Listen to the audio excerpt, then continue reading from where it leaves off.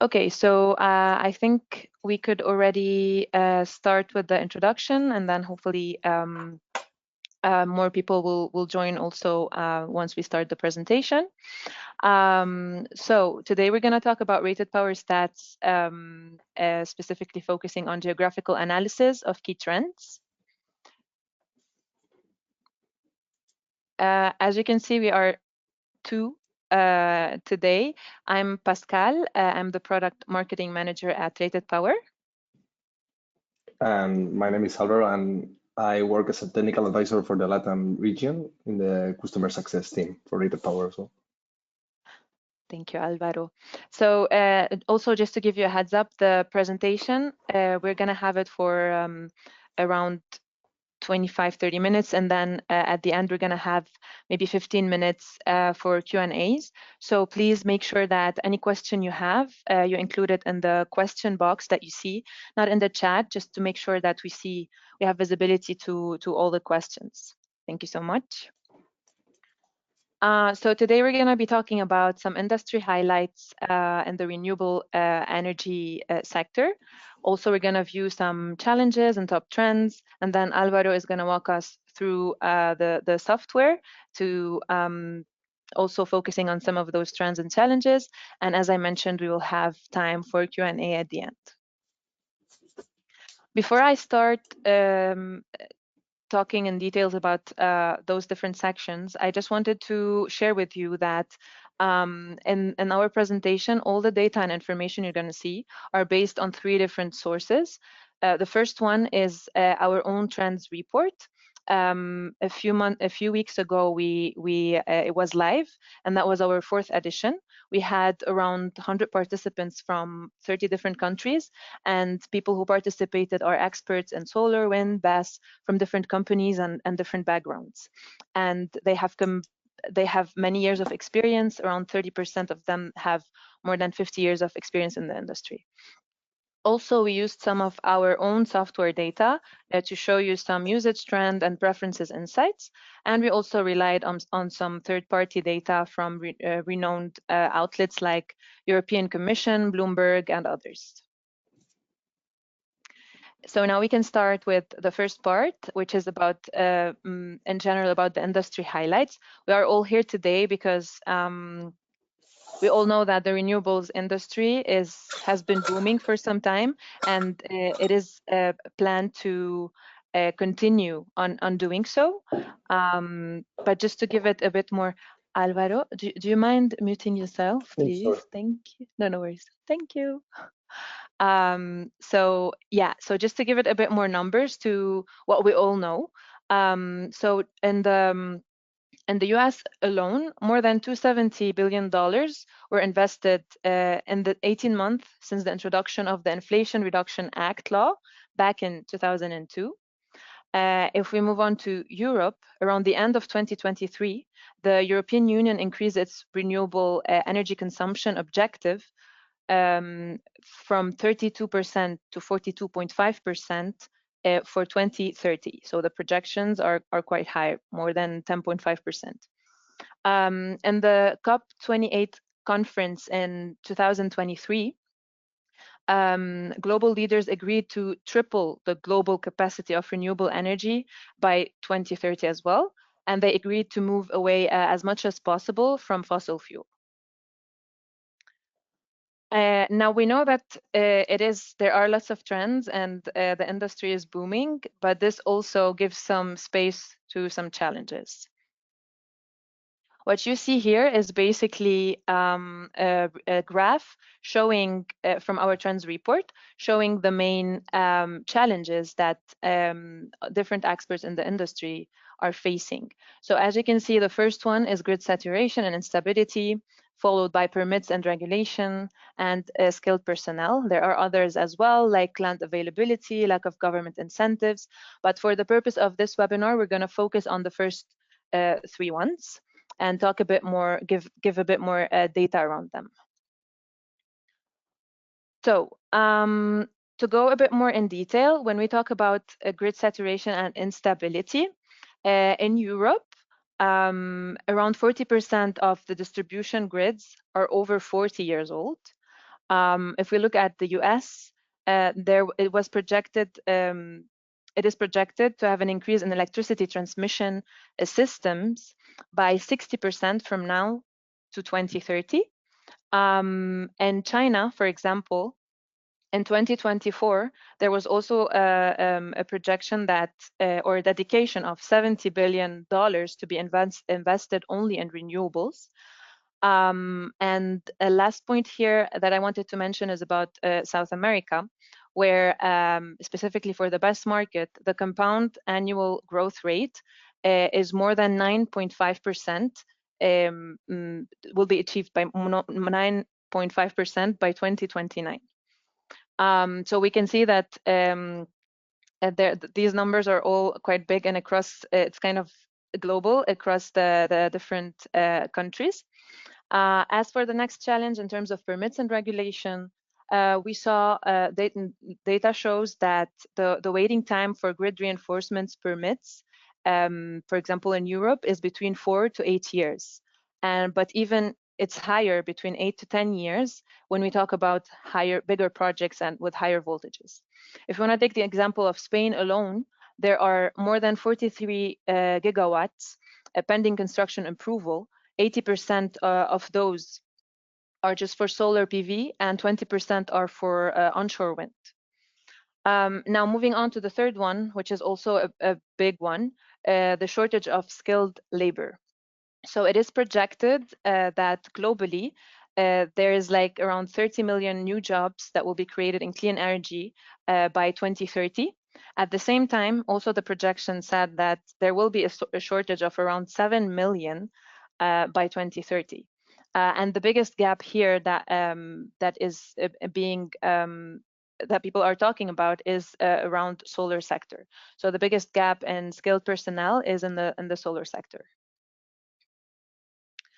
I want to take just a minute here. I know this is a change of perspective, but I want to let you know that on April 17, 18th, we have our event pools where we will it's a networking event with people from the sector, from different ones, solar, wind, developers, EPCs will be present.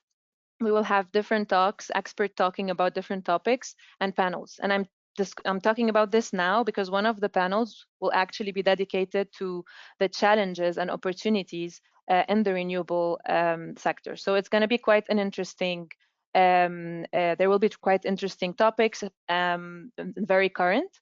So there's a QR code that you can scan here, but also we're going to share a link for you to get more information in the email that we're going to set as follow-up.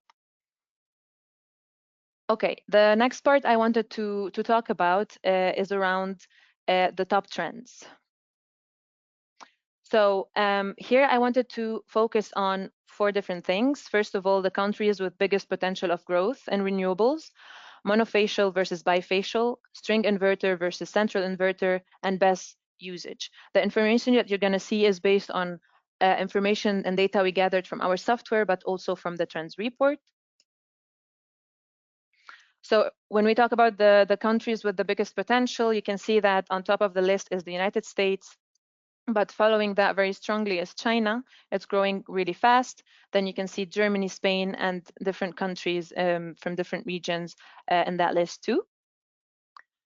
One important thing that I wanted also to show you is, and this is based on our own software, the number of simulations that we have been seeing is huge. Like this graph doesn't need much explanation, but you can see from 2008, 2023, more and more simulations are being done through the software, and we achieved more than 55 terawatts of simulations right now, which is huge and shows how much the market is also growing.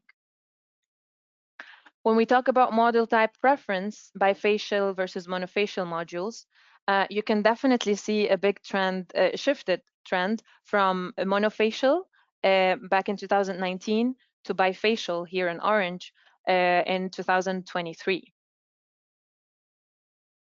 Now, when we talk about string inverter versus central inverter, you can also see a shift from central to string in this case. So in 2018, we had more than 86% using central inverters, but in 2023, that shift is changing to string inverter.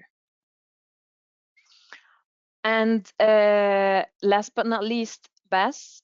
We also saw more and more usage of BESS in our software.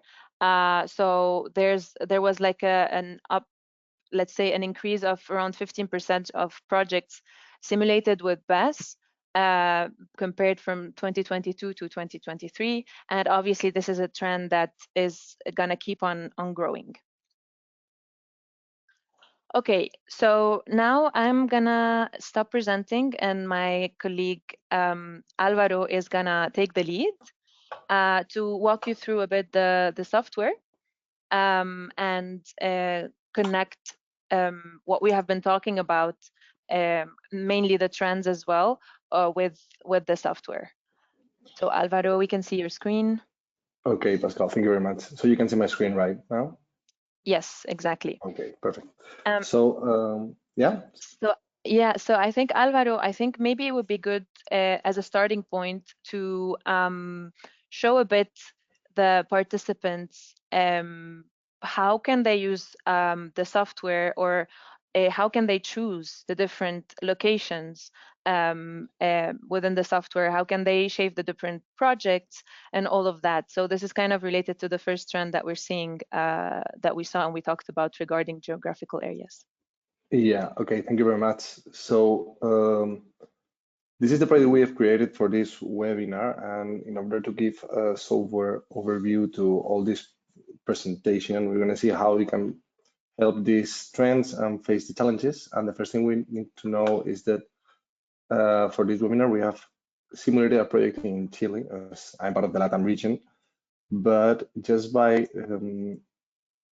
placing your site anywhere, you could just place this power plant anywhere in the world, like in North America, or Asia, Africa, Europe, wherever.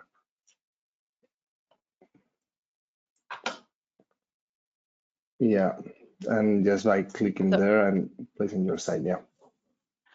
Awesome, thank you so much, Álvaro. I think if we want to talk about the second trend that we saw, which is, and get more technical here, about the monofacial and bifacial modules, we saw a big shift, right? From monofacial 90% in 2019 to 91% of bifacial in 2023.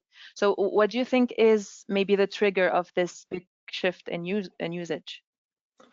Okay, so to see this comparison, we have created the same design. Okay, here we have a design of a monofacial model and a central inverter. As we can see, we're using a model of 665 watts monofacial, and we have created exactly the same design with the same kind of model, but bifacial. Okay, so what we can see is in the results here in the top right corner, we see the same amount of power, peak power and rated power, of course.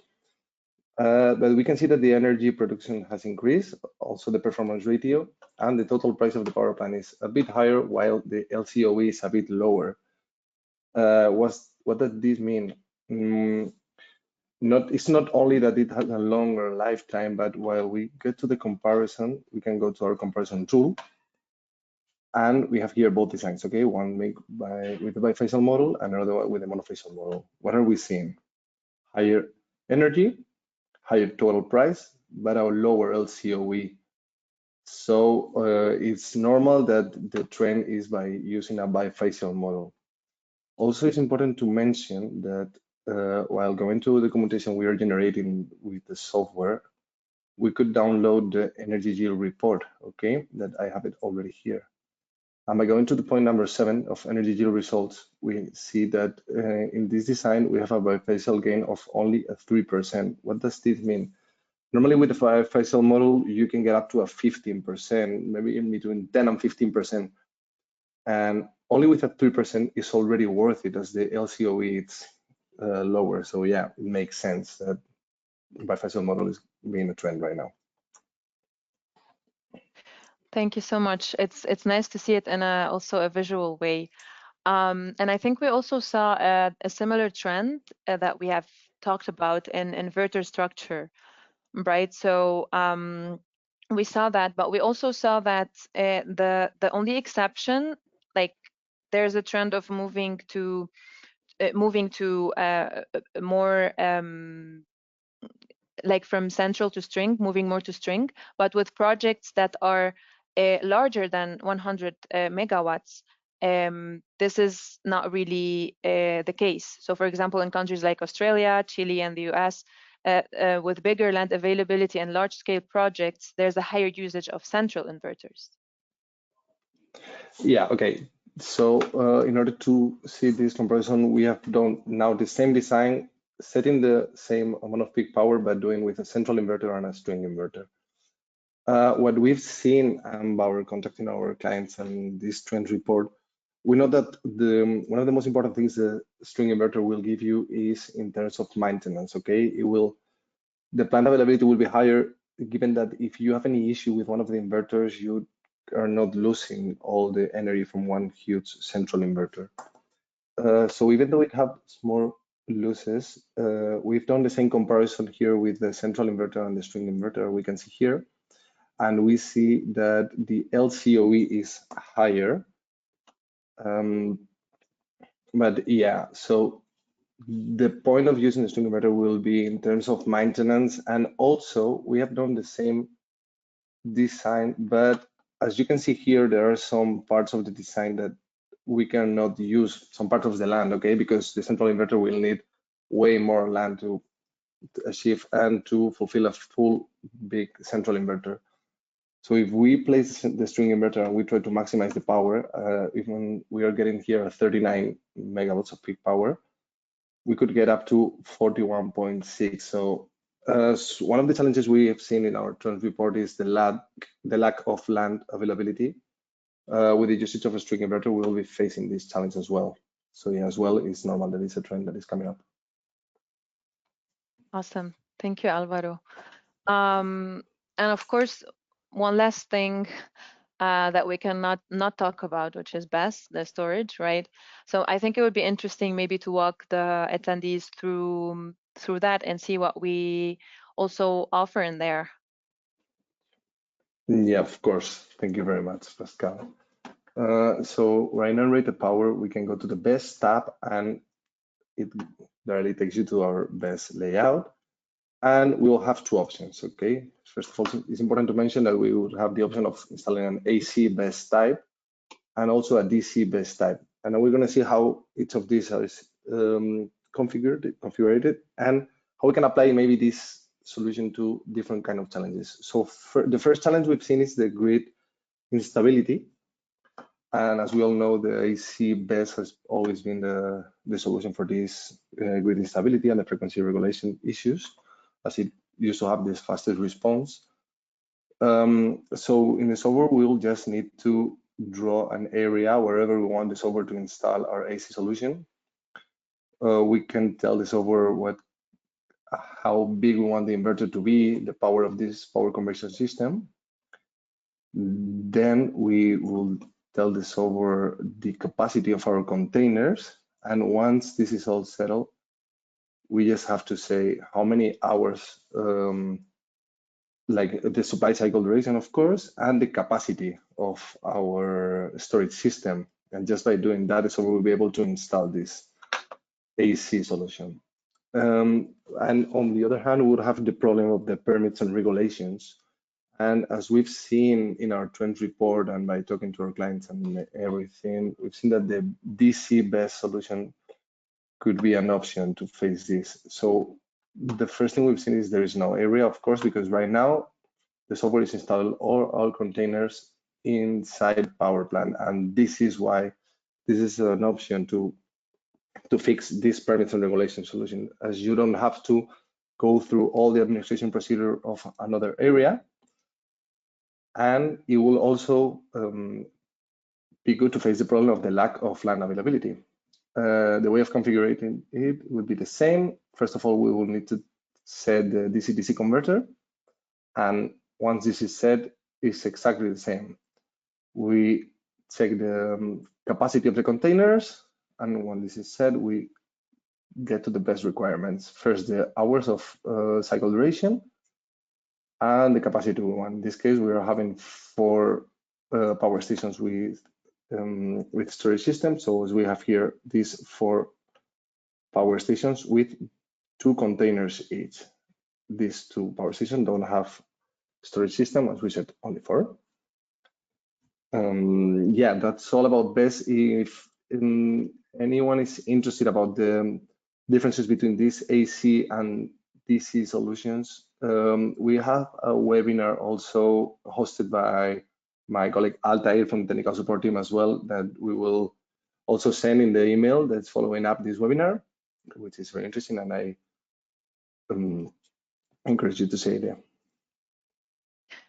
Thank you so much, Álvaro. I think this was super interesting and make it more visual. So you mentioned some of the challenges and the trends and how the software could actually solve that. And I think talking about shortage of skilled personnel, obviously, like this is a big one, but one way to maybe solve that would be to provide our personnel or to provide employees with softwares that are easy to use, that are more user-friendly, right? That are time-saving, just like our software at RatedPower. So this is super helpful. And just to give some numbers, like these simpler processes can save more than 85% of employees' time. And the simulations are done in less than 60 seconds, right, Álvaro, if I'm not mistaken, like in seconds. Yeah, exactly. Yeah, so that's one way to look at it, to look at that challenge. So thank you so much, Álvaro. I think I will remind everyone again that you can add any questions of yours in the questions box. We already have some that are through, so I'm gonna go and read them. So Álvaro, you and I, we can maybe see which ones you can answer, which ones are more technical, and which one I can answer.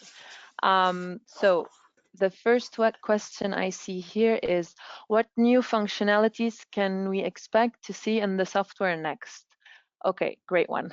So our product team and in general, RatedPower is committed to listen to its customers and the feedback that we get, and to always update our software. And in our roadmap in the coming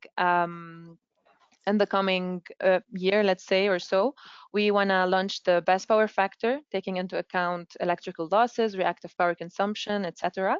We're also going to launch the characterization of restricted area, so including setbacks, roads. We're also launching a big one, which is the financial KPIs. So, adding parameters to check if a project is profitable or not, parameters like MPV, IRR, or payback. And also a huge one is also importing. We're going to allow importing CAD files. So those are just to mention a few, but we have many more to come. The second question, how can we get a copy of the trends report? Also good one. I will take this one, Álvaro. Yeah, the trends report is available in a digital format. We will be sharing it with you in the follow-up email, so you will all have access to it, because what we shared is just a glimpse. There are so many more information that you can leverage. Another question, as you said in the presentation, everyone, oops, sorry, let me see it. 1 second. Oh, I don't know why this one. Okay, as you said in the presentation, everyone is talking about BESS. Is RatedPower working on improvements of the storage simulation? I will leave this one to you, Álvaro. Okay, thank you. And yes, of course, this is one of our biggest initiative for this year. Hopefully soon will be up, and it's about the dispatch strategies of our storage solutions. What we want is the user to be able to include a price forecast and setting the number of cycles per day and the state of charge of the batteries. And we want the software to be able to optimize and maximize the revenues, taking into account power plant and also the storage system. So yes, of course, we're working on that. Thank you, Pascal. Awesome. Thank you, Álvaro. I have a few more here. There's also one, how do you get the financial values of CAPEX and LCOE? Maybe also I can take this one as well. Yeah. Okay, so what we do here is we use the template from IRENA, the public templates, okay, based in each country and its year. So I'm gonna show the software again, if you don't mind. Are you seeing the software, Pascal? Like my screen, yeah. Yeah, we can see it. So what we got, if you go to the cost tab, you can decide what kind of sheet you're using. Okay, in this case, we have different one based on the arena values, but we always encourage the user to just create their own ones. So they could just go to the CAPEX sheets tab, and you could just use any one of these, clone it, and maybe modify the values or say whatever you want. Even you can start from scratch or modify a real one to get the values more accurate and more precise for your company, of course. Thank you. My question, this one is, okay, my question is related to the comparison tool in the software. Can I download that comparison table? I believe so, yes. Yeah, totally. So the comparison tool is right here. Here we are, for example, doing the comparison between a monofacial and bifacial. You could filter what kind of parameters you want to compare. Okay, that's the first thing you need to know. And you can also see, you can see it both in, sorry. You can see it both in charts in a data table, okay? And just like clicking here in export, we are downloading an Excel file with this data table, or we could download also the charts. Awesome. Awesome, thank you. I have a couple more. Let me see this one. You said string inverters maximize the planned availability in terms of maintenance. Is the software taking that into consideration? Yeah, sure. So what the software does is by default, it will give you some values that you can always change. And if you go to one of our designs, you have a tab that is called Energy. And in the Energy tab, you can set the PV plant losses. So by default, the plant availability will be set in 100%, but to do a more accurate design, you could set the plant availability of a central inverter on a little bit lower than the plant availability of a design with string inverter. Awesome. And I have one last one for you as well, Álvaro. What do you mean by using the string inverter to optimize the lack of available land? I've seen structures changing from red to blue. Is this shift connected to a rise in megawatt peak? Okay, so we can do it directly here in this design. So, for example, in this design with central inverter, we are seeing that there are some structures in red, as you said. What the software is doing, it has to fill a full inverter. Okay, so as we are using an inverter of 2.7 megawatts, until the software has another 2.7 megawatts, it cannot fill new inverter. So we're using a string inverter. Maybe if we will have here, for example, only 2 megawatts, software would not be able to install those structures. By using string inverters, we get rid of those structures in red and they turn into blue. If we see the overview, the software is being able to install the structures and we can see them in the layout. Awesome. I think that was quite clear. I hope so. If anyone has any other question or anything, please feel free to share it. I think those are, there was, I think the rest of them were already answered. by our team in the back end. So if there are no more questions, I think just to remind everyone that this webinar has been recorded. It will be shared with you in a follow-up email.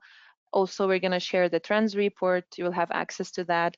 We're also going to share what Álvaro mentioned in terms of webinars. And yeah, feel free to reach out at any point. And also, we're going to share information about our Pulse event. Don't forget to check that out. It's going to be a super interesting event in April in Madrid. Álvaro, anything you want to add?